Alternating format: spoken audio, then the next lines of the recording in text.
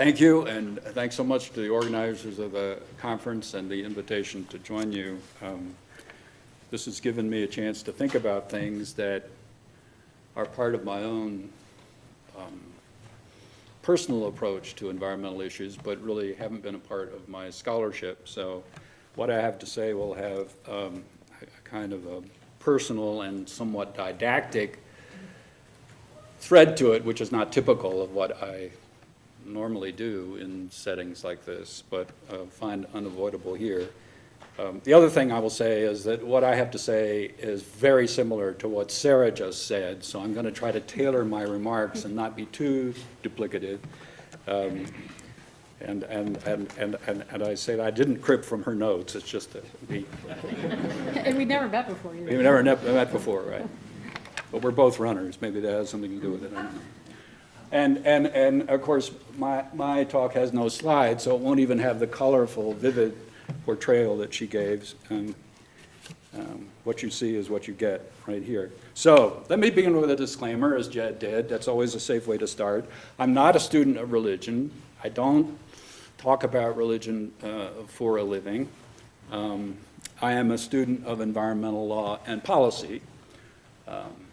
And I'll try to draw the connection between those two in a minute.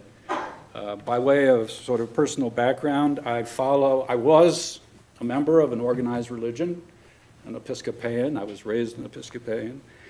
I am no longer. I follow an informal spiritual practice, which involves being in nature, drawing delight in nature, seeking oneness with nature, if you will, or to take it a step further, experiencing, cosmic joy or whatever other adjective you would say, that moment of happiness and integration with the natural environment. I'm perfectly happy to grant to Jed that nature is just matter, but somehow in this practice I bring meaning to it, or it creates meaning for me, and that meaning is an important part of my everyday experience. I don't say this to people every day, so this is a special moment for me right now.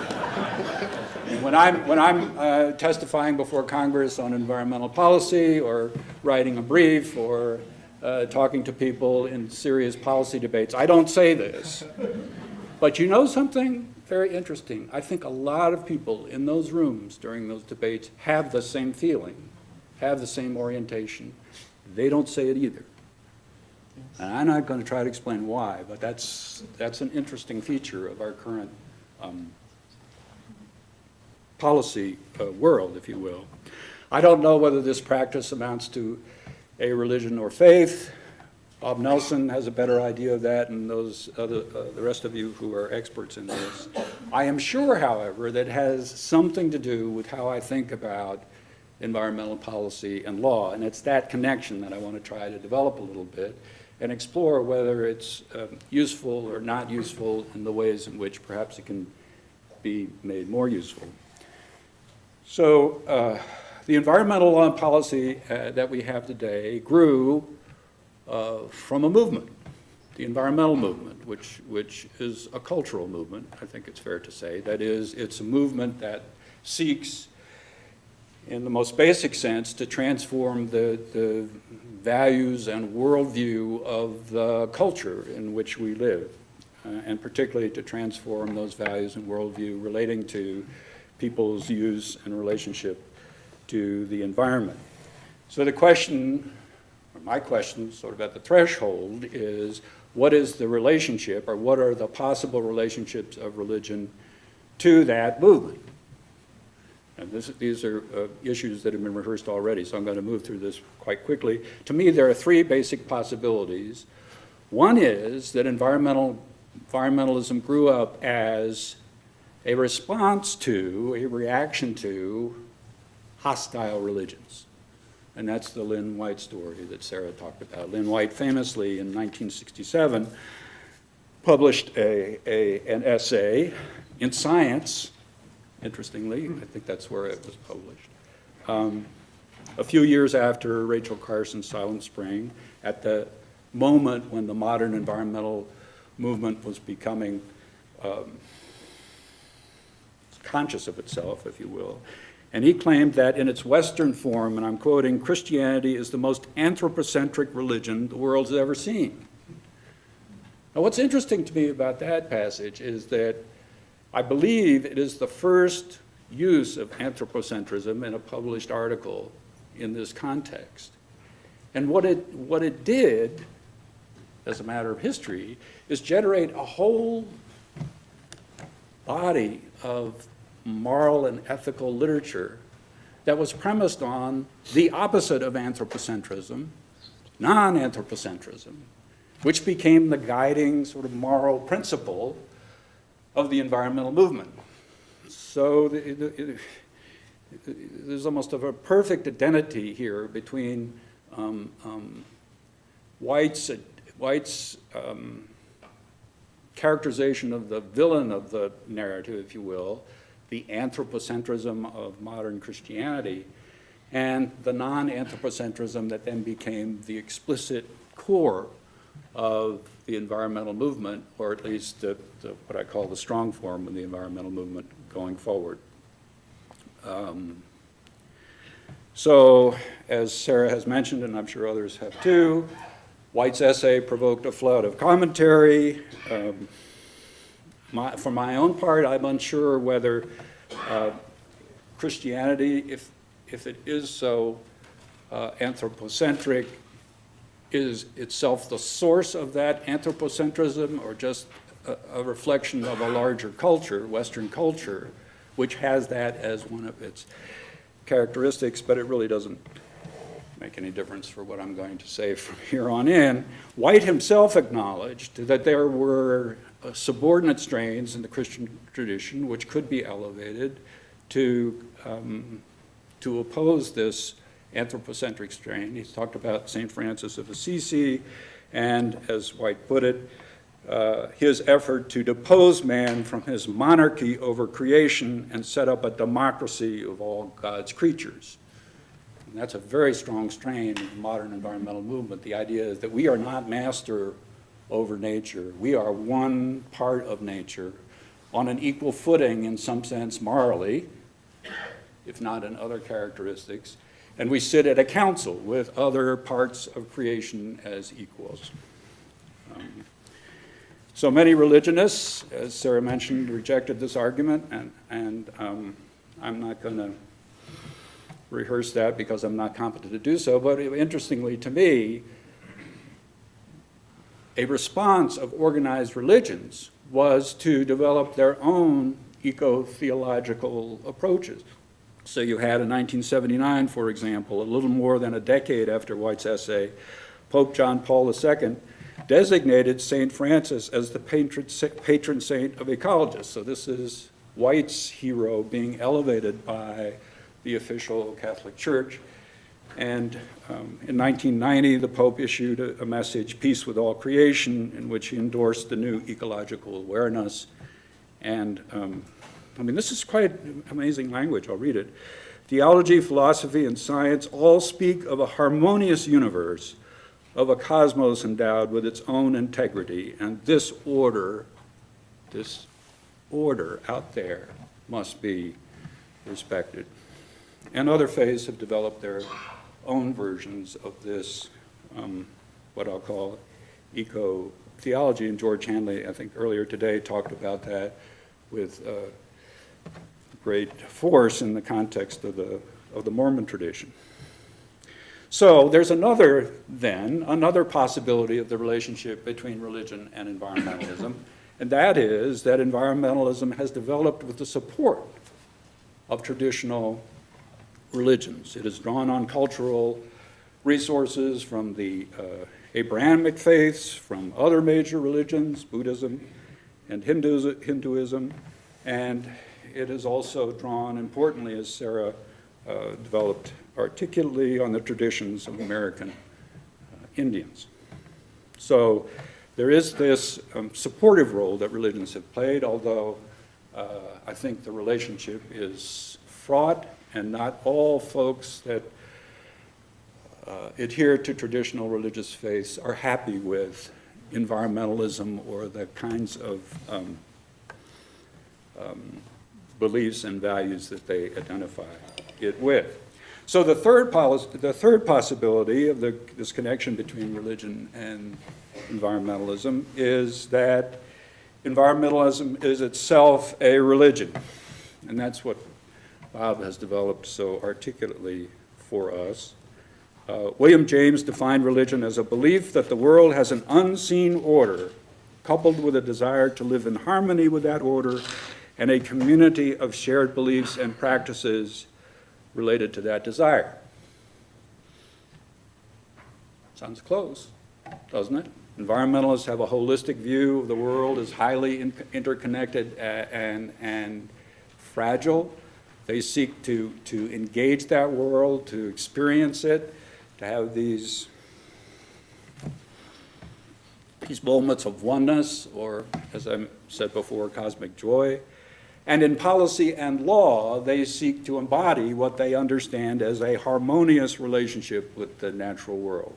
I mean, harmonious is problematic, but I think most environmentalists would subscribe to that general characterization, and you see that aspiration actually reflected in many of the laws and policies that we have, including the National Environmental Policy Act, which makes it a goal of the United States to have a harmonious relationship with nature, right out of the environmentalist playbook.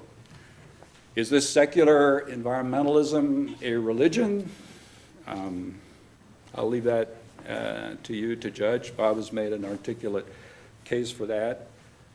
It certainly has some features of a religion, and many of the movement's critics have put it in that category because, for example, they say environmentalists stigmatize those that don't share their beliefs, just like some committed religionists do. They call climate skeptics Holocaust deniers. Right? Environmentalists refuse to accept facts when it's inconsistent with their dogmas. They have an irrational insistence on protecting the sacred, read untrammeled nature, against the profane, read human development at all costs, kind of the absolutism of some religion, or some associate that quality at least with some religions. On the other side, of course, religionists have criticized the environmental movement for worshiping nature over God, for disrupting the divinely ordained relationship between human beings and creation, which is that nature is there for human beings to use for their own benefit.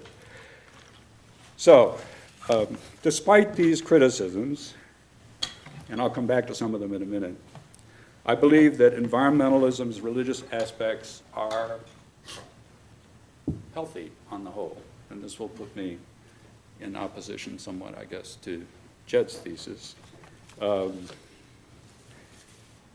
Healthy is probably the wrong word. I want to say useful, right? And I say useful from the perspective of an environmentalist who wants to see the movement make progress. Okay, so maybe this is a kind of a pragmatic account, or a pragmatic justification for environmentalism as religion. Why might environmentalism as religion be a good thing? Well, first, environmentalism as religion instills commitment to a particular vision and values, and this commitment provides a motive force not only for changes in individual behavior, but also for changes at the collective level. Good environmental law and policy, this I know, don't come into being simply because they are objectively in our collective interests. There is so much in the way of economic interests, entrenched institutions, which keep good policy from being made, that there needs to be some strong motive force that pushes for change. And the motivating power of a deeply held organizing worldview can help that kind of change happen. And I'm thinking here of the examples of John Muir and his disciple David Brower, who led the Sierra Club as executive director during the formative period of the modern environmental movement in the 1960s and the 1970s. During this period, David Brower was probably the most prominent voice for the environmental movement. And in John McPhee's Encounters with the Archdruid, Brower is drubbed too, in a way, is dubbed a druid by one of his antagonists, a developer named Charles Fraser, who was developing islands along the coast of South Carolina. Fraser says, "I call anyone a druid who prefers trees to people." And of course, it was not so simple. I mean, David Brower did live in a house. He had 4 children, much to his chagrin, because he was very concerned about the world's population. But McPhee's characterization emphasizes the religious strains in Brower's worldview. He was a prophet leading the faithful, an evangelist preaching Muir's gospel of the relationship of everything to everything else, a believer in the intrinsic value of things in nature. He was the archdruid himself. And Brower understood the power of aesthetics and the sense of the sacred that are entrained in religious feeling. Reason was not a paramount value for him. McPhee records an exchange between Brower and another one of his antagonists, a man named Lloyd Dominey, who was director of the Bureau of Reclamation, and a relentless advocate for building dams in the West, big dams, creating big reservoirs, creating a lot of water for people in the West. And McPhee records a conversation between Dominey and Brower, and Dominey says, "For Christ's sake, be objective, Dave. Be reasonable." And this is Brower's reply. "Some of my colleagues make the error of trying to be reasonable, Floyd. Objectivity is the greatest threat to the United States today." Right? So you say that doesn't make any sense, right? But what he understood was that, as other religionists have understood, is that reason does not make a movement. Reason does not force change by itself. Okay, so that's a good reason, if you will, a good justification for having this religious dimension to the environmental movement. Grounding environmentalism in a quasi-religious worldview also gives it a tenacity that it might not otherwise have. The durability of our current environmental laws, which were put in place in the late 60s and 70s and 80s, may be a testament to that. At the outset, a lot of folks argued that environmentalism and the laws and policies that it sponsored were shallowly rooted, a fad. They would soon be gone, right? And that has not happened. And I think part of the reason for that is that environmentalism has its roots deep in the cultural soil of this country, below the specifics of any policy debate. So environmentalists have not achieved all that they wanted. They appear stymied now in the face of climate change, but thought and practice, and this is part of what religion entails, thought and practice that refreshes the movement's cultural depths will only strengthen the movement in the future. So that's on the good side. What's on the con side of the ledger? What should concern us in thinking about environmentalism as a religion? The religious dimensions that give environmentalism strength can also threaten its success, right? Emotion, aesthetic response, the intuitive sense of connection to the world are powerful motivators, but reason has a role to play in public policy and law, an important role. And other people have made this point, I won't belabor it, but there are hard choices to be made, and there are real consequences flowing from those choices. And those who are engaging in that deliberative process need to acknowledge those hard choices. Otherwise, they risk caricature and being marginalized. And I think that it's a real risk for some environmentalists who voice strong quasi-religious objections to balancing costs and benefits in these decisions that have to be made. Another downside of environmentalism as religion is dogmatism, and Sarah talked about this, intolerance. And that grows also from the strengths, or one of the strengths of environmentalism, which is commitment, right? Strong commitment may lead environmentalists to see non-environmentalists as infidels who must either be converted or shunned. But environmental policy is made in a plural world, right?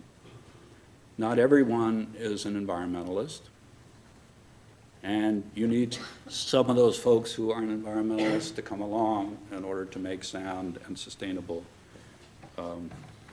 policies. So the commitment of environmentalism, their faith, can't be a stumbling block to a kind of an ecumenical approach to problems where others with different values and different worldviews are brought in to achieve goals that are mutually advantageous.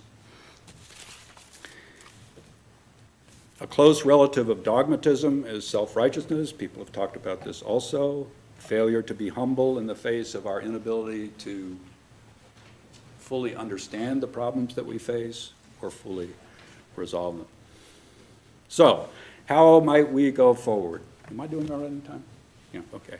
How might we go forward as the environmentalist faithful? Right? I'm assuming most of us are either members of a traditional religion with an interest in environmentalism or environmentalists of the secular religious kind that Bob has described. So how should we go forward? How should we see ourselves going forward? I think we go forward continuing to draw strength from the leaders of the movement, the prophets, the arch-druids like David Brower. David Brower no longer is alive, but there are others to take his place. Bill McKibben is leading the charge on climate change now with a kind of religious fervor.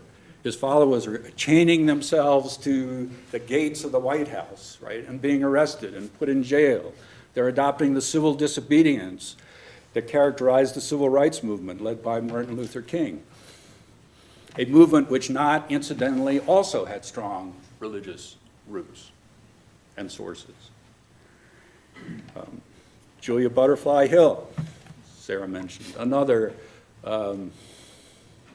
emerging saint of the environmental movement, a witness, if you will, a public witness to her environmentalist faith. They are inspiring to the followers. But we're not all, I'll speak for myself, I'm not David Brower, I'm not Bill McKibben, I'm certainly not Julia Butterfly Hill, I'm not going to stay 2 years in the tree, although I would hate to see it cut down. We are the laity, if you will, in the environmental movement. We accept some of the articles of the faith, again, if we're thinking of this as a religion. We want to be helpful. We drink from the same spiritual sources, I think, as the leaders of the movement do, but our role is different. It's more modest, it's less pure, it's more complicated in some ways. We become workers in the field, we join non-governmental organizations, we become government bureaucrats, as I did for a while, and so did Bob, trying to make a difference. We start companies that develop alternative energy sources. We work for a large corporation but do voluntary work for the Sierra Club in our spare time. All of those are different paths that environmentalists can take. And in doing this, we test our faith against the claims of the world, right? A traditional religious experience, I think.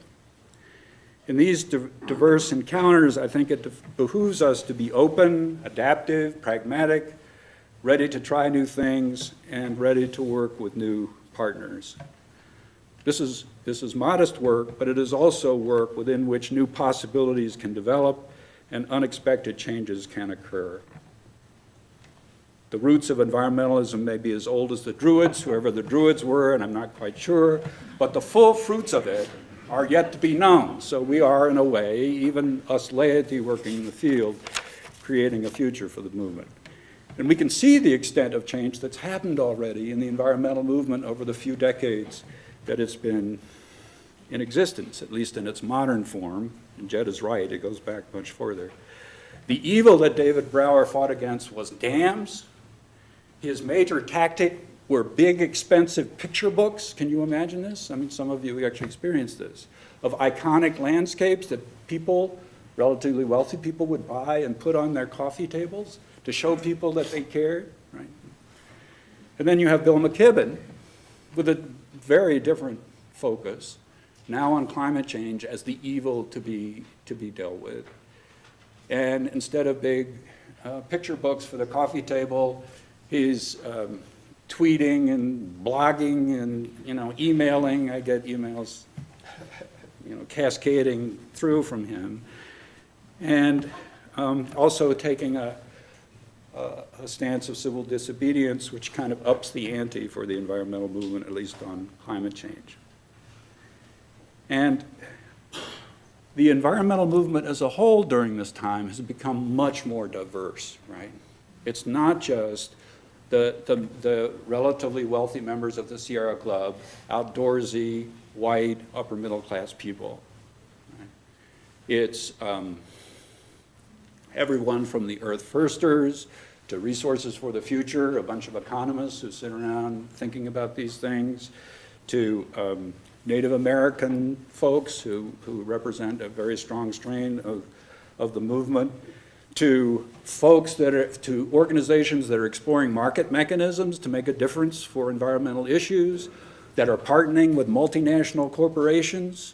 So there's a wide diversity of practice now under this general rubric of environmentalism, and God bless it. I mean, not to use a religious metaphor, but God bless it. Bring it on. I mean, there are downsides in diversity. I mean, we see this in the sort of the various sects that emerge almost inevitably in every major religion, right? So you've got the Baptists fighting with the Methodists and the Catholics fighting with the, I don't know, somebody else. I know I'm out of time. You give me 2 more minutes.